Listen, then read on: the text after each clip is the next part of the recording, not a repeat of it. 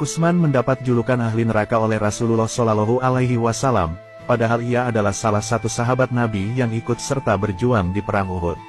Kusman pun disebut sebagai orang munafik. Pada awalnya, Kusman tidak ingin ikut kaum muslim untuk Perang Uhud, karena ia sakit hati atas perkataan Rasulullah yang mengatakan bahwa ia adalah ahli neraka. Keesokan harinya, kaum perempuan Bani Zafar datang dan mencela Kusman. Hai Kusman, orang lain keluar ikut berperang, sedangkan engkau berdiam diri saja di rumah. Apakah kau tidak malu? Mestinya kamu merasa malu, karena hanya berdiam diri di rumah seperti perempuan.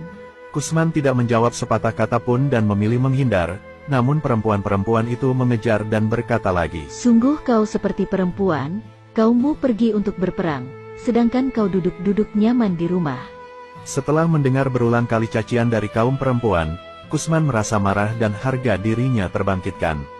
Ia bergegas masuk rumah dan keluar lagi membawa pedang, tombak, dan perisainya.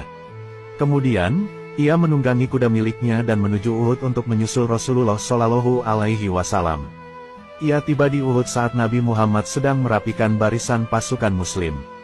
Kusman mengambil barisan paling belakang, hingga berjalan sampai ke barisan paling depan, yang berposisi sebagai pelempar anak tombak. Kusman sendiri, dikisahkan memang mahir melempar tombak, sehingga lemparannya tersebut terlihat jauh dan ringan seperti anak panah. Saat berperang, Kusman membuat takjub para kaum muslim. Semangat dan keberaniannya patut diacungi jempol.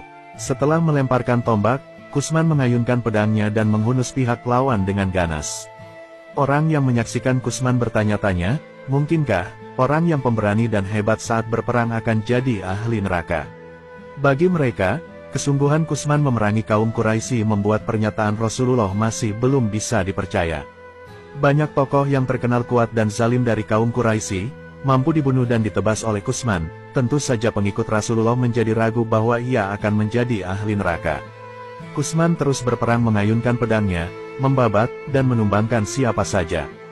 Dalam telinganya, masih terngiang kecaman dan celaan para wanita yang mengatakan ia seperti perempuan. Hal itu masih membuat Kusman sakit hati.